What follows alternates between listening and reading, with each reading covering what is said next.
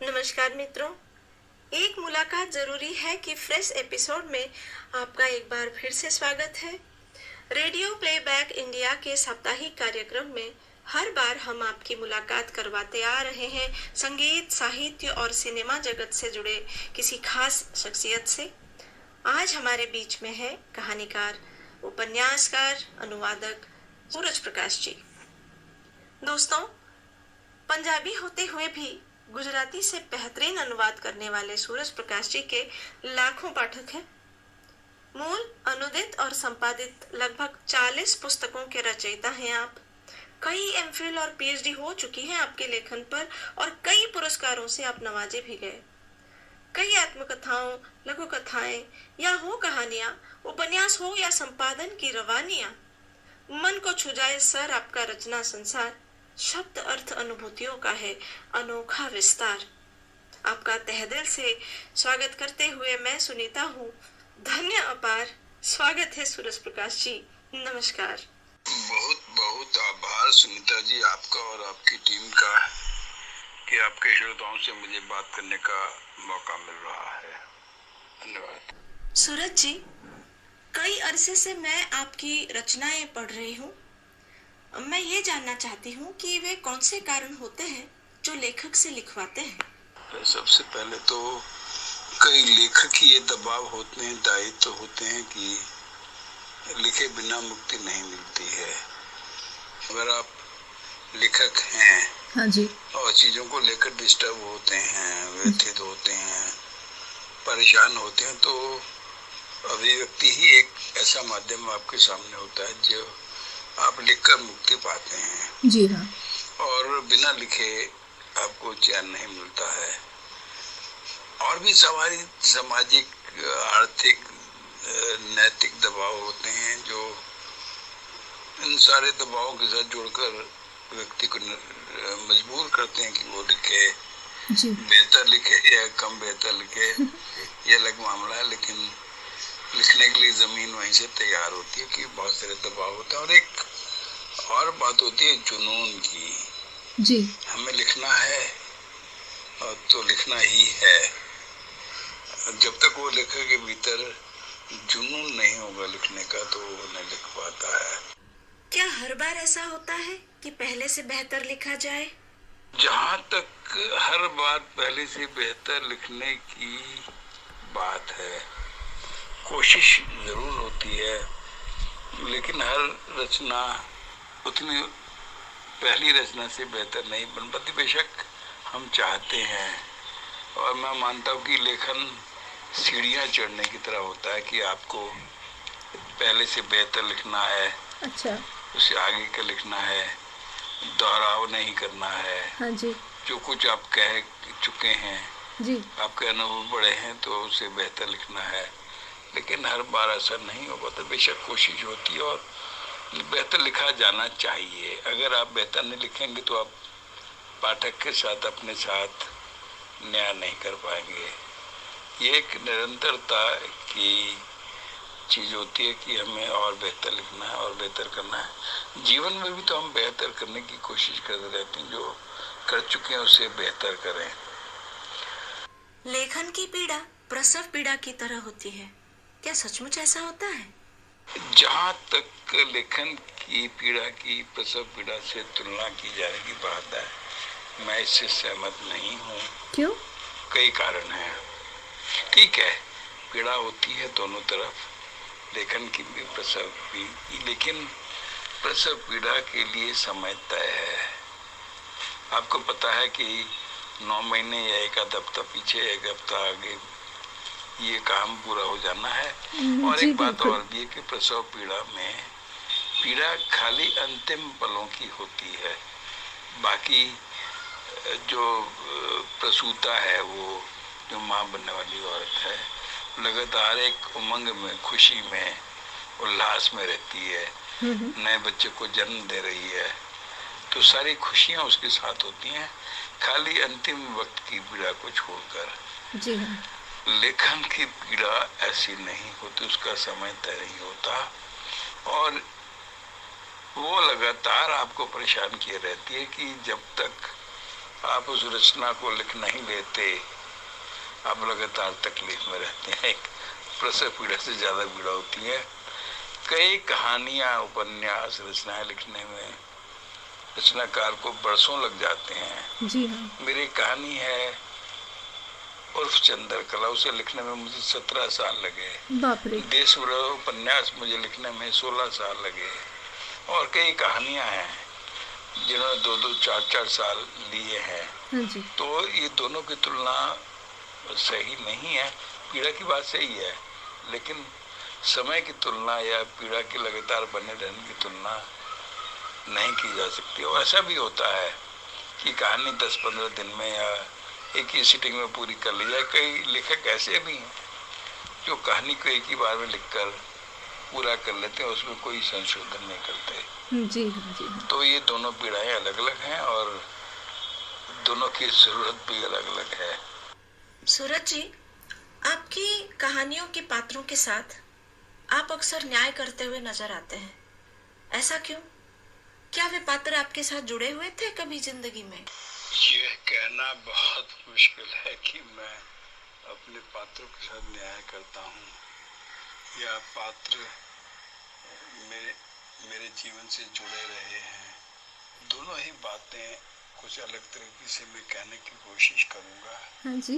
दरअसल लेखक न्यायाधीश नहीं होता और न्याय ही अपने आप को इस काबिल समझता है कि वह न्याय कर सके। हाँ, मैं कहानियों में आए पात्रों को जीवन से उसी रूप में लेता हूँ जिस रूप में उन्होंने जीवन जिया है, संघर्ष किए हैं, तकलीफें झेली हैं या कुछ कहना चाहते हैं। मैं दृष्टा हूँ, भविष्य दृष्टा भी नहीं हूँ, खाली मैं बताता हूँ कि स्थिति ये है। मेरी कोई भी कहानी उठा लीजिए, उसमें मैंने कहानी को ऐसे बिंदु पे छोड़ा है जहाँ से वह पाठक को व्यथित करना, डिस्टर्ब करना शुरू करता है। बिल्कुल सच है। पाठक तय करे कि आगे क्या हुआ होगा, क्या होना चाहिए। मैं उसमें ना तो कुछ अपनी तरफ से कुछ जोड़ता हूँ, ना घटाता हूँ और ना ही ये बताता हूँ कि क्या हो सकता था। नहीं, मैं भविष्य न्यायाधीश नहीं होता, सिर्फ स्थितियों को सामने रखता हूँ कि पाठक जाने, देखे, महसूस करे कि कहानी क्या है। आपकी लेखन शैली समय के साथ बदलती गई, क्या आप इस पर कुछ कहना चाहेंगे? समय बदलेगा, हम ज़्यादा अनुभवी होंगे, हमारे पाठक बदलेंगे तो पुरानी शैली, पुरानी कहानी कहने की कला कैसे काम करेगी। हम बदले हैं तो कहानियाँ भी बदलेंगी और हमारी शैली भी बदलेगी। मैंने हमेशा नए प्रयोग किए हैं। 1997 में मैंने एक कहानी लिखी थी, दो जीवन समांतर, जो पूरी तरह से टेलीफोन पर बातचीत के जरिए कहानी कही गई थी, सिर्फ संवाद थे। वह कहानी बहुत पसंद की गई थी और आज भी पसंद की जाती है। इसके 20 बरस बाद मैंने एक और प्रयोग किया, चैट के रूप में पूरा उपन्यास लिखा है। उपन्यास की जितनी भी शर्तें होती हैं वे सिर्फ चैट के जरिए ही पूरी की गई थी। यहाँ भी दो पात्र हैं जो फेसबुक से एक दूसरे से जुड़े हैं, कभी मिले नहीं हैं और फेसबुक के जरिए ही संवाद करते हैं। वे इन संवादों में कला, साहित्य, संगीत, जीवन की उलझनें, सारी चीजों पे बात करते हैं और अपने अनुभव शेयर करते हैं। हाँ जी, हाँ। तो ये लेखक को प्रयोगधर्मी होना चाहिए, हमेशा कुछ नए तरीके ढूंढने चाहिए। कोई कहानी डायरी के रूप में लिखी गई है तो कोई कहानी किसी और रूप में। हर बार हमारी कोशिश होती है कि अगली वाली कहानी किसी और तरीके से लिखी जाए ताकि पाठक को नयापन महसूस हो और उसे अच्छा लगे। वाह। पहले हम पात्रों से जुड़ते हैं, फिर पाठकों से जुड़ते हैं और सिलसिला चलता रहता है। शैली की नवीनता, भाषा की नवीनता लेखक को अपने समकालीन पाठकों से जोड़े रखती है। हर लेखक के पास 2-3 पीढ़ियों के पाठक होते हैं। हमें नहीं मालूम होता कि मेरा पाठक 60 बरस का है, 40 बरस का है, 20 बरस का है या 80 बरस का है। तो हर पाठक को नयापन चाहिए होता है और वो लेखक के रूप में मैं वो देने की कोशिश करता हूँ। जी बिल्कुल ठीक कहा आपने। 1994 में आहा आए फोटो वाले फोन लिखा था और फिर बाद में पेन से मोबाइल पर डिक्टेशन का सफर भी आपने लिखा। आपने कई साल पहले जो बातें बताई थी वे सारी बातें आज सच साबित हुई और आपने ये भी उम्मीद की कि आप सोचेंगे और शब्द टाइप हो जाएंगे अपने आप। क्या ये सच होगी? हाँ, ये सच है कि मैंने 1994 में एक लेख लिखा था, व्यंग्य लेख था वो, आए फोटो वाले फोन। उस समय भारत में मोबाइल आए भी नहीं थे और इस बात की कल्पना भी नहीं की जा सकती थी कि मोबाइल कैसे होंगे, क्या काम करेंगे और क्या क्या काम करेंगे।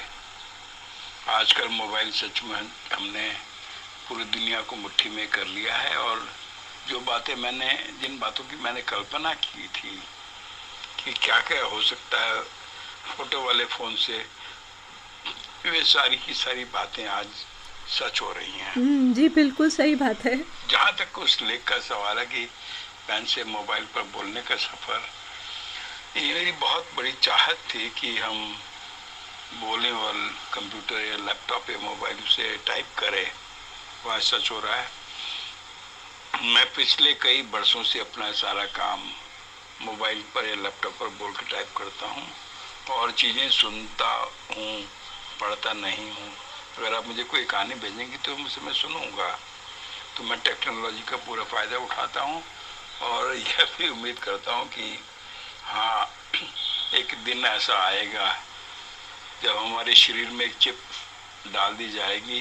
क्या बात है? कि हम जो कुछ भी सोचेंगे वह काम सामने हो जाएगा, बहुत मजा आएगा। अभी होम ऑटोमेशन चल रहा है, आप मोबाइल के जरिए पूरे घर की सारी चीज़ों को काम कर सकते हैं।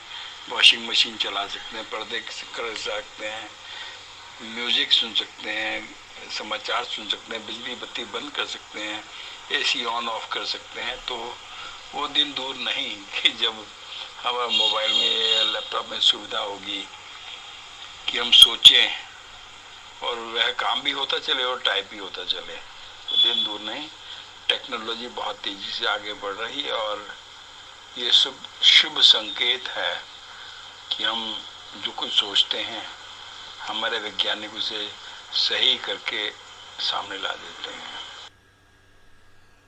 जी एक बात तो पक्की है कि निरंतरता आपके लेखन में रही और यह निरंतरता आपके पात्रों में संघर्ष के रूप में दिखाई देती है। लेकिन मेरा सवाल यह है कि आपके पात्रों में तृष्णा है, तृप्ति है या फिर तृप्ति के लिए की गई कोशिशें हैं, पर सुकून क्यों नहीं है? चाहे वो कमजोर लड़की की कहानी हो या लहरों की बांसुरी हो या ख्वाबगाह। किसी शायर ने कहा है, यहाँ मुकम्मल जहां नहीं मिलता, कभी जमीन तो कभी आसमान नहीं मिलता। हम अपने जीवन में भी कहाँ संतुष्ट हैं, कहाँ तृप्त हैं और कहाँ हमारे सुख मिल रहे हैं। कहानी जीवन से ही आती हैं और ऐसा संयोग रहा कि मेरे जितने भी पात्र हैं वो संघर्ष कर रहे हैं। जी हाँ। बेहतरी के लिए, कुछ पाने के लिए, कुछ ऊपर उठने के लिए। जीवन में तो यही चलता रहता है। हम हार का मानते हैं, हम थक कर बैठते कहाँ हैं। लगातार कोशिश ही तो करते रहते हैं कि अपने जीवन को बेहतर बनाएं। मेरे पात्र तो वही करते रहते हैं। अगर मैं क्रम से देखूं, आपने सही कहा कि मेरी कहानियों में निरंतरता हर प्रकार मेरे पात्र विकास भी कर रहे हैं।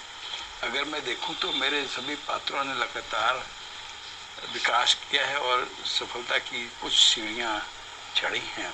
मैं एक उदाहरण देना चाहूँगा कि 2014 में एक कहानी लिखी गई थी, एक कमजोर लड़की की कहानी। लड़की वह महिला संघर्ष कर रही है, अपने जीवन से संतुष्ट नहीं है, अपने परिवार से संतुष्ट नहीं है। वह लिखना चाहती है, पढ़ना चाहती है, लेकिन जब रात को कोई किताब पढ़ती है तो उसका पति पूछता है, कोई परीक्षा है क्या कल जो आज पढ़ रही हो? उछलता रही है। उसकी कहानी के बाद मैंने 2 बरस बाद एक और कहानी लिखी, लहरों की बांसुरी। उसी नायिका का विकास था इस कहानी में। बेशक पात्र अलग अलग थे, लेकिन लहरों की बांसुरी की नायिका अपनी काफी हसरतें पूरी करती है और अपने जीवन से संतुष्ट है। बेशक उसने भी संघर्ष किए हैं और यहाँ तक पहुँचने के लिए उसे बहुत लंबी दौड़ करनी पड़ी है, लेकिन ये विकास कमजोर लड़की से लहरों की बांसुरी तक हुआ। और लहरों की बांसुरी की नायिका का विकास मेरे बाद के लघु उपन्यास ख्वाबगाह में हुआ। वहाँ भी ये तृप्ति है, चाह है, बेहतरी की चाह है, कुछ पाने की तमन्ना है, और जो खुशियाँ उसे मिल सकती हैं, कहीं भी मिलें, उसे पाने की जद्दोजहद है। उसमें वो कुछ हद तक सफल भी होती है। तो ये विकास क्रम मेरी नायिकाओं में देखा जा सकता है। मेरे कई पात्रों में इस तरह से विकास मिलेगा। ये समय के साथ साथ होता है कि हम अनुभवी होते हैं और हमारे पात्र भी ज़्यादा अनुभवी होते हैं। वे कुछ और ऊंची छलांग लगाने की हिम्मत जुटा पाते हैं और मुझे अच्छा लगता है कि मेरे पात्र अब और ज़्यादा मैच्योर हो रहे हैं।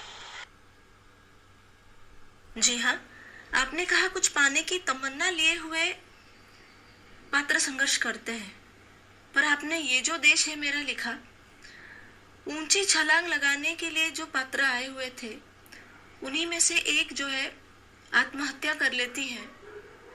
इसके बारे में आपका क्या कहना है? सुनीता जी, उस कहानी को अगर आप ध्यान से पढ़ें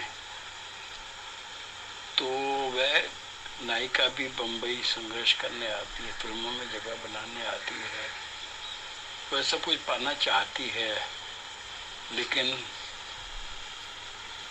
उसे जो दुखे होते हैं, शारीरिक, मानसिक, आर्थिक, मनोवैज्ञानिक, जी, भावनात्मक, हाँ जी, वह दुखे सहन नहीं कर पाती और टूट जाती है। थोड़ी देर पहले मैंने ये कहा था कि मैं पात्रों को जस का तस संघर्ष करते हुए दिखाता हूँ, जिन्होंने जीवन में संघर्ष किया। हाँ जी, मेरी कहानियों में ये आकर वो संघर्ष कर रही हैं। तो अगर उसने जीवन में मृत्यु को गले लगाए, आत्महत्या की, तो मैं अपनी कहानी में झूठ कैसे बोलता? मैं कैसे कहता कि वो सफल रही है जबकि अपने जीवन में वो हार गई थी?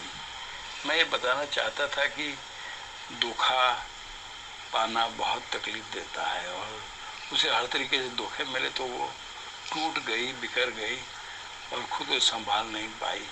हो सकता उसे सही वक्त पर कोई सहारा मिल जाता, कोई सलाह देने वाला मिल जाता, लेकिन उस रात वो अकेली थी।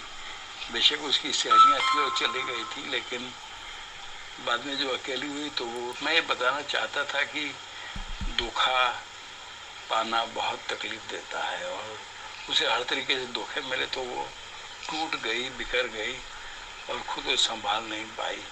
हो सकता उसे सही वक्त पर कोई सहारा मिल जाता, कोई सलाह देने वाला मिल जाता, लेकिन उस रात वो अकेली थी।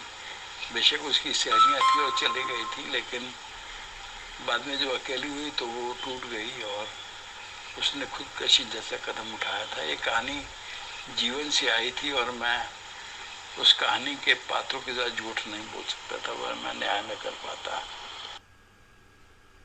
अकेलेपन को लेकर आपने बहुत कुछ लिखा।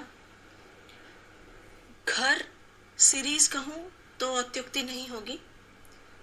आपने घर से संबंधित जितनी कहानियां लिखी या कुछ अन्य कहानियां भी आपने लिखी, उसमें आपने अकेलेपन को बहुत ही मार्मिक रूप से प्रस्तुत किया। इसके पीछे का मनोविज्ञान क्या है? सुनीता जी, आपने 2 सवाल एक साथ पूछे हैं और दोनों के जवाब में एक साथ दूंगा। पहले अकेलापन।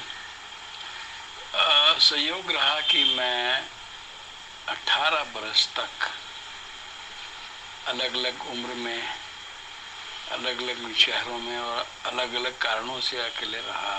कुल मिलाकर 18 बरस। हालांकि परिवार में आता जाता रहा, लेकिन अकेले रहा।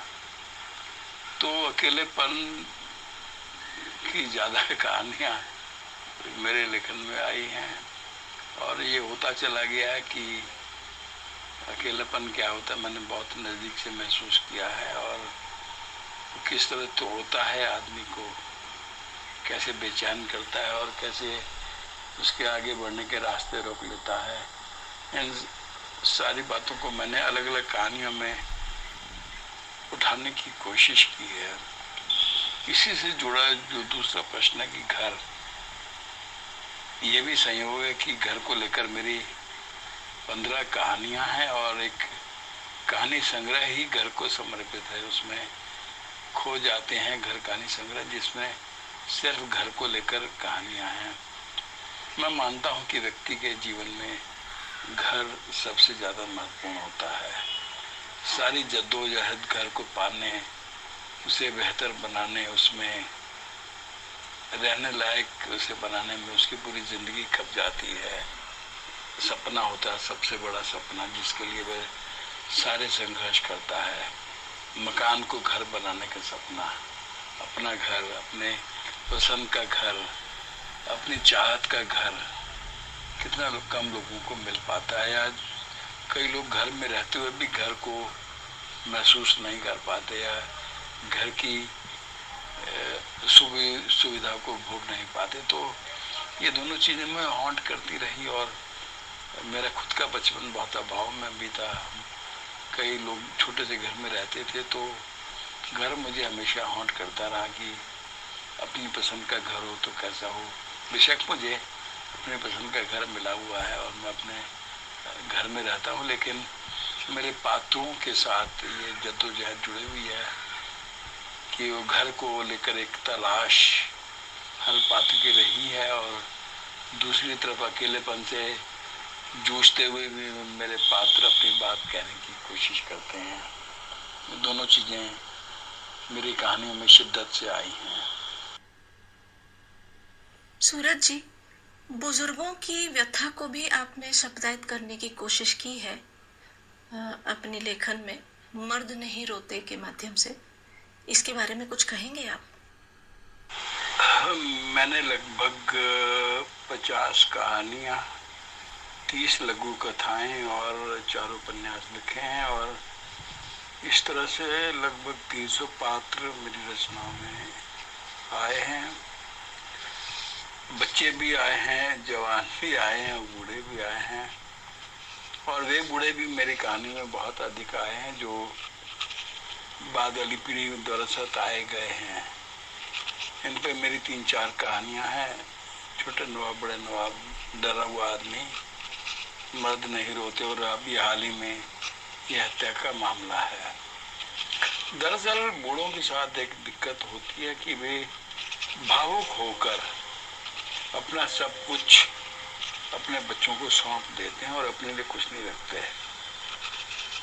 ऐसा नहीं है कि वो बच्चों को नहीं मिलेगा, उनको ही मिलेगा, लेकिन ये सारी चीज़ें वसीयत में होनी चाहिए। और अगर आप भावुक होकर बच्चों को सब कुछ सौंप देते हैं तो आप अपने हाथ कटवाने जैसा काम करते हैं। ये कहानियों में मेरी आया है, और ऐसे पात्रों को लेकर मैंने कहानियाँ लिखी हैं जो बच्चों के आगे, अपने ही बच्चों के आगे विवश हो गए हैं और उन्हें कुछ भी नहीं मिला, जीते जी वे उपेक्षित हो गए हैं।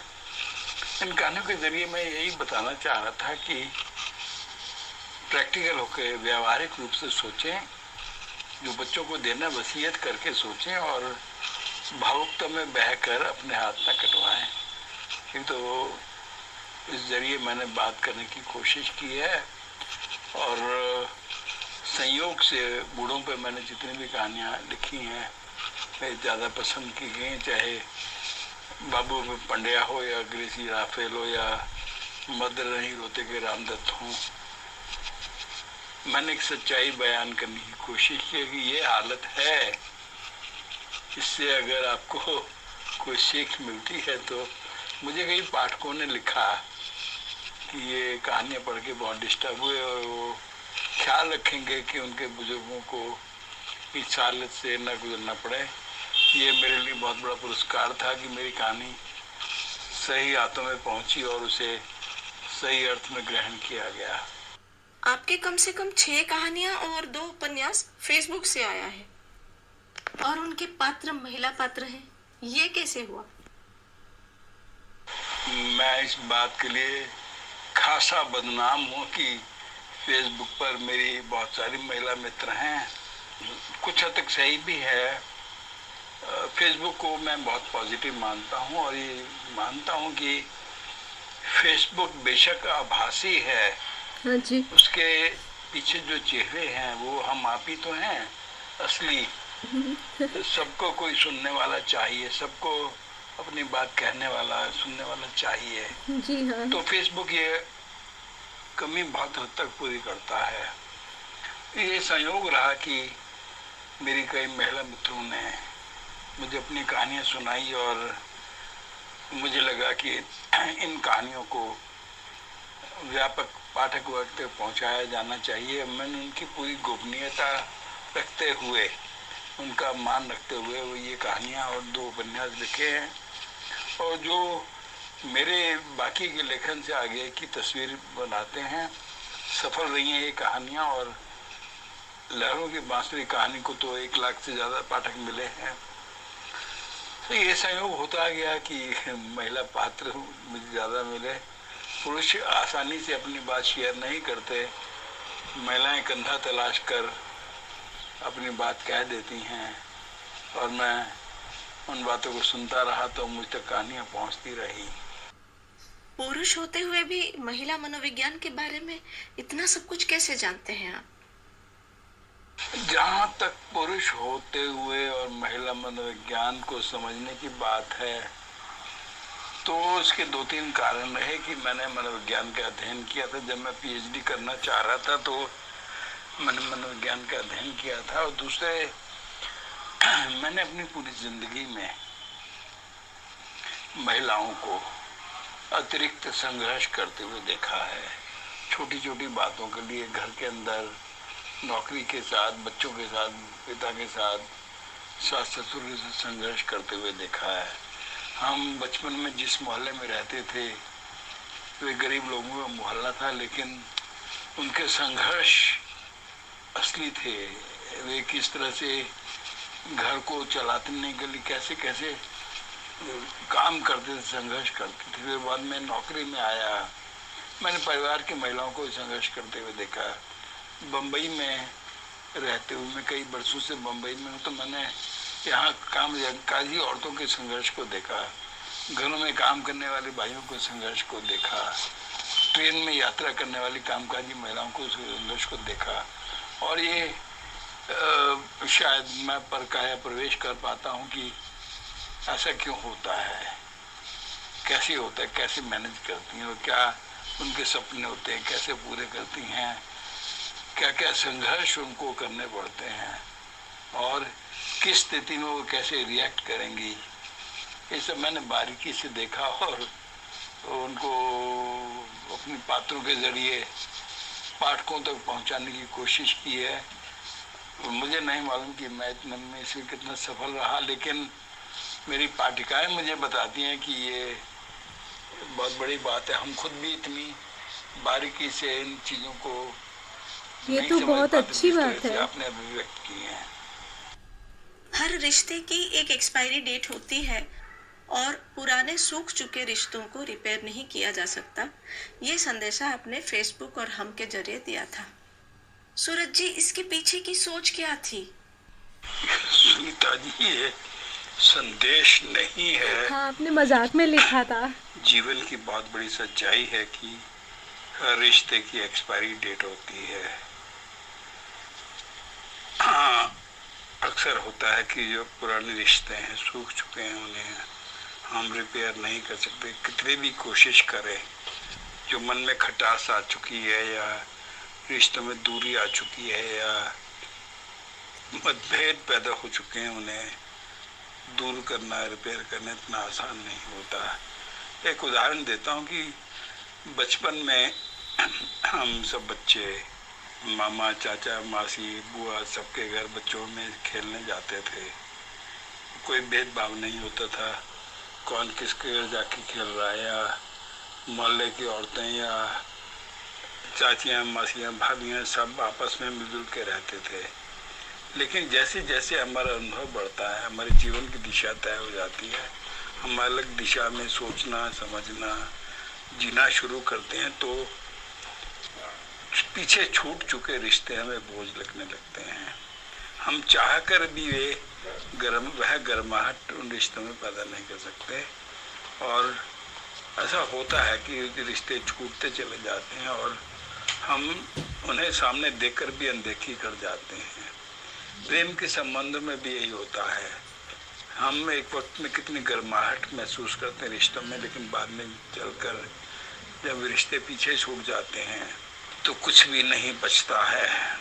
यही बात जब आदमी बूढ़े हो जाते हैं तो ज़्यादा महसूस होते हैं कि जब वो जवान थे तो बच्चों के लिए सब कुछ करते थे, जब वे बूढ़े हुए हैं तो बच्चे उनके लिए उतना नहीं कर पाते, सोच भी नहीं पाते कि उनको संग साथ की बैठने की बात करने की जरूरत है। अगर ऐसा ना होता तो न तो हमारे देश में या दुनिया में अनाथालय होते, न वृद्धाश्रम होते। प्रेम के बारे में आपने बात छेड़ ही दी है, तो मैं एक सवाल पूछना चाहूंगी कि आपकी किसी भी कहानी में या उपन्यास में नायक नायिका मिलते ही नहीं है, सारी स्थितियां उनके खिलाफ हो जाती है और वो मिल नहीं पाते हैं, ऐसा क्यों होता है? सुनीता जी, मुझे मालूम था ये सवाल आएगा कि मेरी किसी भी कहानी के नायक नायिका आपस में मिलते नहीं हैं। ये आज से नहीं है। जब मैंने इस तरह की पहली कहानी 1988 में लिखी थी, यह जादू नहीं टूटना चाहिए, से लेकर जितने भी कहानी उपन्यास लिखे आज तक, किसी भी नायक नायिका नहीं मिलते हैं। कुछ स्थितियाँ ऐसी बन जाती हैं कि दोनों नहीं मिल पाते। ऐसा होता चला गया है, पता नहीं क्यों। लेकिन मुझे एक बात समझ में आती है कि जीवन चलता रहता है, जीवन में संभावनाएं चलती रहती हैं और जीवन में उम्मीद बाकी रहती है कि शायद कभी मिलेंगे। इसमें एक बात मैं ये भी कहना चाहूँगा कि मैं पाठकीय सहभागिता, रीडर्स पार्टिसिपेशन में विश्वास करता हूँ कि मैं कहानी जहाँ छोड़ता हूँ पाठक उसे आगे बढ़ाए। अगर मैं अपनी नायक को नायिका से नहीं मिलवाता तो पाठक को चाहिए कि अपनी प्रेमिका से मिले, अपने पसंद की नायिका से मिले। और मेरी नायिका तो वक्त के साथ साथ बूढ़ी हो जाती, उनके नायक नायिका तो हमेशा जवान रहेंगे, वे कभी बूढ़े नहीं होंगे और मेरी कहानी उनके साथ साथ चलती रहेगी। देश बिराने उपन्यास में मैंने एक वाक्य लिखा था कि हमें पता नहीं होता कि हम जिस दरवाजे के बाहर खड़े होकर इंतजार कर रहे हैं, खटखटा रहे हैं, वहाँ अंदर किसी को खबर नहीं हो रही। और ऐसा भी होता है कि किसी बंद दरवाजे के पीछे, किसी और बंद दरवाजे के पीछे कोई हमारी राह देख रहा हो और हमें खबर नहीं हो पाती। तो इस संयोग हमेशा चलते रहते हैं कि मुलाकात नहीं हुई तो नहीं हो पाती, शायद फिर सही, फिर मिलेंगे। ये जो प्यास है कुछ मिलने की लेकिन मिल नहीं पाती, इसी प्यास को आपने बच्चों की कहानियों में भी बरकरार रखा, जैसे घर बेघर। यह सही है कि ना मिलने की प्यास ज़्यादा परेशान करती है और मेरी ज़्यादातर कहानियों में, जैसे कि मैं कह भी चुका हूँ, नायक नायिका नहीं मिलते या पात्र नहीं मिलते या बच्चों को भी उनका वांछित जीवन नहीं मिलता। एक और कहानी है खो जाते हैं घर, जो एक बच्चे की कहानी है जो घर से उससे घर छूट गया है, घर मिलता भी है लेकिन फिर घर छूट जाता है। बहुत मार्मिक कहानी है। तो ये जीवन का एक अनिवार्य अंग है कि सब कुछ नहीं मिलता, कुछ मिलता है तो कुछ छूट जाता है, कुछ और मिलता है तो कुछ और छूट जाता है। ये तलाश हमें आगे बढ़ाने के लिए प्रेरित भी करती है और परेशान भी करती है। हम जूझते रहते हैं, कुछ तलाश करते रहते हैं, कुछ चाहते रहते हैं, और इस तरह से जीवन चलता रहता है। अपनी रचनाओं के माध्यम से आपने स्त्री मनोविज्ञान, बाल मनोविज्ञान, वयोवृद्ध मनोविज्ञान सभी को खंगाल डाला। लेकिन ये लगभग 500 लेखकों की अप्रत्याशित भीतरी दुनिया और बाहरी दुनिया के संघर्ष का सैर कैसे करा दिया? ये बात मन में आखिर आई कैसे? आपने सही पहचाना कि मेरे कहानियों में, उपन्यासों में बाल मनोविज्ञान, युवा मनोविज्ञान, महिला या वृद्धाश्रम का, वृद्धों का मनोविज्ञान, अकेलेपन का मनोविज्ञान सब मिलेंगे और बहुत अच्छी तरह से प्रामाणिक रूप से मिलेंगे। जहाँ तक लेखकों की दुनिया के जरिए दुनिया भर के 500 लेखकों के बारे में बताने का सवाल है, तो मैं ये कहना चाहूँगा कि लेखन करना अय्याशी नहीं होता। लेखन बहुत बड़ी तकलीफ से गुजरकर ही सामने आता है, और दुनिया में शायद ही कोई ऐसा लेखक हो जो अमीर भी रहा हो और सुखी भी रहा हो, उसने लेखन किया हो। नहीं, कई लेखकों का बचपन अभावग्रस्त रहा, कुछ लेखकों का जीवन अभावग्रस्त रहा, कुछ लोगों को बहुत अच्छा लिखने के बावजूद पहचान नहीं मिली, जीवन पर्यंत संघर्ष करते रहे, आर्थिक रूप से, मनोवैज्ञानिक रूप से या दूसरे तरीके से। तो मैंने ऐसे सभी लेखकों के बारे में जानकारी जुटाई है और पेश करने की कोशिश की है कि लेखन आखिर होता क्या है, उसे किन तकलीफों से, जद्दोजहद से गुजरना पड़ता है, तब जाकर अपना सर्वश्रेष्ठ दे पाता है। कुछ लोग, कुछ लेखक शराब की शरण में चले गए, कुछ लेखकों ने आत्महत्या कर। दुनिया में कम से कम 150 ऐसे लेखक हैं जिनमें नोबेल पुरस्कार पाने वाले लेखक भी शामिल हैं जिन्होंने आत्महत्या की। इसका मतलब है उनको भी संतुष्टि नहीं मिली, इतना लिखने के बावजूद भी वे बेचैन थे, परेशान थे, हताश थे, और उन्हें लगा कि वो जो कुछ देना चाहते दे चुके, अब उनके जीवन का कोई अर्थ नहीं रहा, तो उन्होंने खुदकुशी कर ली। तो ऐसे सभी लेखकों के बारे में, खासकर ऐसे लेखकों के बारे में मैंने जानकारी देने की कोशिश की है जिन्होंने जीते जी मरने के बाद तकलीफ भोगी और अपना सर्वश्रेष्ठ देकर गए। ये है लेखकों की दुनिया। और अक्सर लेखकों के साथ एक और तकलीफ होती है कि उनका लिखना चूक जाता है, जिसे राइटर्स ब्लॉक कहते हैं। उसे पार पाने के लिए लोग लेखक कैसी तरकीबें बढ़ाते हैं, कैसे वहम पाल लेते हैं, इन सब के बारे में मैंने जानकारी देने की कोशिश की है। सूरज जी, आपके लेखन से पता नहीं चलता कि आप उम्र के इतने पड़ाव पार कर चुके हैं। अच्छा, एक लेखक के रूप में खुद को आप कहाँ पाते हैं? मैं एक क्रीम लगाता हूँ जिससे मेरी उम्र का पता नहीं चलता। दरअसल उम्र एक संख्या है और ये संख्या महसूस करने से आती है। अगर आप जल्दी महसूस करने लगें कि आप बूढ़े हो रहे हैं तो आप सचमुच बूढ़े हो जाएंगे, और अगर आप महसूस करें कि अभी आप काम कर सकते हैं, आप में दमखम है, तो आप हमेशा युवा बने रहेंगे। मैं हमेशा काम में लगा रहता हूँ, कुछ ना कुछ करता रहता हूँ। जब मैं नौकरी में था तो मुझसे एक अधिकारी ने पूछा, आप कितने घंटे काम करते हैं? तो मैंने कहा कि मैं 15 घंटे कर। उस समय मेरी उम्र लगभग 60 वर्ष की थी, तो मैंने कहा कि मैं लगभग 15 घंटे काम करता हूँ। तो मैंने उससे पूछा कि आप कितने घंटे काम करते हैं? हाँ जी। उसकी उम्र लगभग 30 वर्ष की थी। उसने कहा कि हम नौकरी करके ही थक जाते हैं और कुछ नहीं कर पाते। तो मैंने कहा कि तुम जिंदगी में कुछ नहीं कर पाओगे।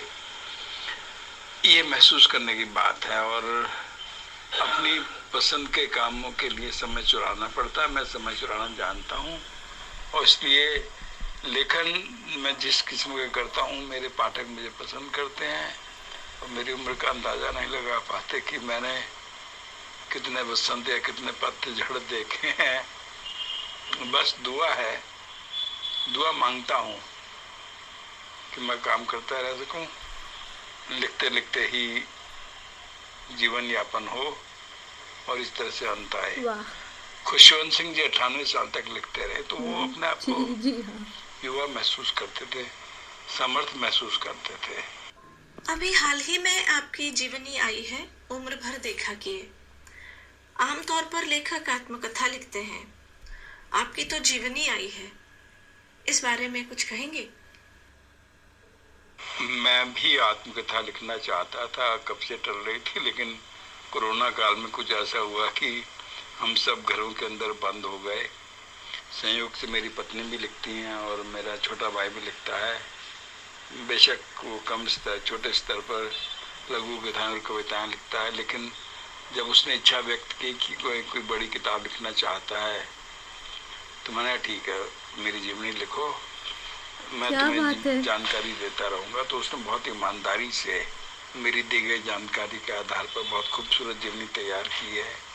बेशक जीवनी और आत्मकथा में फर्क होता है, उसमें वो सारी बातें नहीं आ पाती जो आत्मकथा में आती, लेकिन मुझे संतोष है कि उसने अच्छी जीवनी लिखी है और लोग इसे पसंद कर रहे हैं। बात एक ही है कि मेरे जीवन के बारे में चीजें सामने आनी चाहिए और इस जीवन के जरिए सामने आ रही हैं। अनुवाद करते समय किस प्रकार की समस्याएं आती हैं सूरज जी? अपने अगले अनुवाद के बारे में प्रकाश डालेंगे? मैंने 28 तो नहीं 14 किताबों का 15 किताबों का अनुवाद किया। इस समय भी एक किताब का अनुवाद कर रहा हूँ।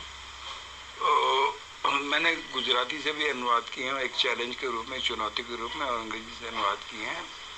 मैं मानता हूँ कि अनुवाद सिर्फ दो किस्म का होता है। एक अनुवाद जो मैं नौकरी करते समय करता था, जिससे मेरा घर चलता था, मेरा परिवार चलता था, मैंने घर बनाया, मेरा स्टेटस बना, मेरे बच्चों की पढ़ाई हुई, लेकिन उस अनुवाद का कोई पाठक नहीं था, वो खाना पूर्ति के लिए किया जाता था। और एक दूसरा अनुवाद होता है शाम के 5 बजे से सुबह 5 बजे तक, जो मैं अपनी मन मर्जी से करता था, जो ही आपके सामने है। इस अनुवाद में धन नहीं मिलता, यह बहुत कम मिलता है, लेकिन इसके पाठक मिलते हैं। और मैंने जितनी भी आत्मकथाओं के किताबों के अनुवाद किए हैं वे पसंद किए जाते हैं, और मुझे संतोष है कि मैं कुछ दुर्लभ किताबें हिंदी के पाठकों के सामने ला पाया। अनुवाद बस यही दो तरीके का होता है, हम नौकरी के लिए करते हैं, और दूसरा अनुवाद अपनी मनपसंद, अपनी इच्छा के, अपनी पसंद की किताबों के लिए करते हैं। लेखन के प्रति आपकी प्रतिबद्धता खूब सफल रही है सूरज जी। हमारा निमंत्रण आपने स्वीकार किया, इसके लिए तहे दिल से फिर से शुक्रिया। सुनीता जी, आपका बहुत बहुत आभार कि आपने इतने अच्छे प्रश्न पूछे और मुझे खुद को देखने और अपने आप को पहचानने का मौका मिला। आपकी टीम का और सजीव सारथी जी का बहुत बहुत आभार कि मुझे एक व्यापक श्रोता वर्ग से जोड़ने का मौका दिया। मैं उम्मीद करता हूँ कि मुझे फिर से आपके ज़रिए अपने मित्रों से बात करने का मौका मिलेगा। बहुत बहुत धन्यवाद। तो मित्रों, ये थी मुलाकात हमारे प्रिय लेखक, कहानीकार, अनुवादक सूरज प्रकाश जी से। अगले हफ्ते फिर आएंगे हम एक और नए शख्सियत के साथ। तब तक मैं सुनीता आपसे इजाजत चाहती हूँ। धन्यवाद।